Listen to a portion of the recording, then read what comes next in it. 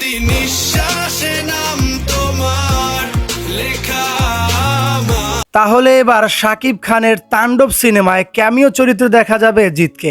অনেকদিন ধরেই শাকিব জিদের একটি সিনেমা হওয়ার কথা ছিল, কিন্তু সেটা কখনো হওয়া সম্ভব হয়নি, যেটা নিজের মুখে বললেন জিত। মানে কত তাড়াতাড়ি সেটার উত্তর মানে আমি আশা করি দিতে পারতাম, কিন্তু একটু আগে তো শুনলে যে হবে হবে নিশ্চয়ই হবে। এবার সমস্ত নেটিজেনদের মুখে একটাই কথা, শাকিব খানের তাণ্ডব সিনেমায় ক্যামিও চরিত্রে দেখতে চাই জিতকে। তাছাড়া এই সিনেমায় এসে যুক্ত হয়েছেন বলিউডের fighting action director Sunil Rodriguez.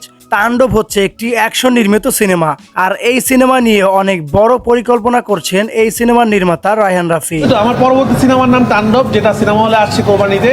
সেটা এতটুকু বলতে পারি, তুফানের থেকেও বড় কিছু নিয়ে আসছে আপনাদের কাছে। তুফান 2-র আগে এটা আরেকটি কন্টেন্ট আমার, যেটাও ইনশাল্লাহ তুফানের মতো ব্র্যান্ড হয়ে যাবে। তো রায়হান রাফি বললেন, তাণ্ডব সিনেমা দিয়ে তুফান বরবাদের মতো সিনেমাকে হার মানিয়ে দেব। তবে কি তাণ্ডব সিনেমায় ক্যামিও চরিত্রে আমরা দেখতে পারবো জিতকে? এছাড়া তাণ্ডব সিনেমার ভিলেন হিসেবে দেখতে পারি আমিন খানকে, যেটা বর্তমানে অনেকদিন ধরেই আলোচনা চলছে। এবার দেখার পালা তাণ্ডব সিনেমায় কে থাকছে ভিলেন হিসেবে।